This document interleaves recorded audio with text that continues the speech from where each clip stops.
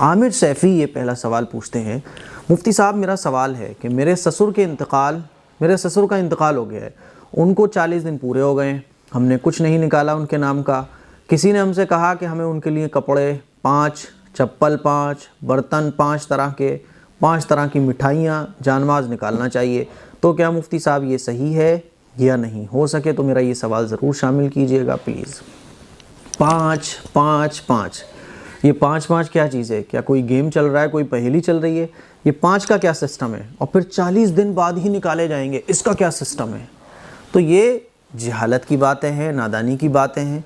जिन्होंने आपसे ये कहा आप उनसे पूछिएगा अदब के साथ, मोहब्बत के साथ कि भाई ये 5 5 5, ये 5 का जो अंक है उनको किसने बताया? कि कोई फ़रिश्ता आके उनको बता कर गया है, या किसी बुज़ुर्ग ने बताया, किसी साहबी ने बताया? और 40 दिन के बाद ही ये सारी चीज़ें निकाली जाएंगी, ये किसने बताया? एक बात हमेशा याद रखिएगा, इस दुनिया से हमारे जितने भी अपने लोग जाते हैं, हमें उनके लिए रोज़ाना कुछ ना कुछ बख्शना चाहिए। उसके लिए 40 दिन पूरे होना ज़रूरी नहीं है।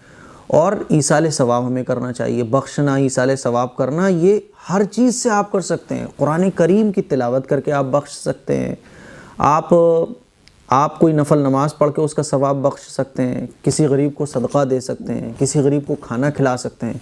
लेकिन ये होना चाहिए 5 खाने, 5 कपड़े, 5 तरह के बर्तन, 5 तरह की मिठाइयाँ, जानमाज, ये खामखा की बात है। तो आपके ससुर जो दुनिया से जा चुके हैं उनके लिए कुछ भी बख्श सकती हैं। कुरान करीम आपने पढ़ा, बख्श दीजिए कि अल्लाह जी ये जो कुछ मैंने कुरान पढ़ा है, अल्लाह इसका सवाब मेरे ससुर साहब को पहुँच जाए। कोई गरीब आया, आपने उसको 5 रुपये दे दिए और आपने अल्लाह ये मैं दे रही हूँ ताकि इसका सवाब मेरे ससुर साहब को पहुँच जाए। हो गया ईसाले सवाब। उसका कोई ये सिस्टम नहीं है कि 40 दिन पूरे हो जाएंगे तभी निकाला जाएगा। ये 40 दिन पूरे हो जाएंगे तभी इस तरह से अंकों के हिसाब से और एक सेटिंग के हिसाब से कि खाने भी 5, जानमाज भी 5, ये सब कह सकते हैं आप जहालत की बातें। इससे हमें बचना चाहिए।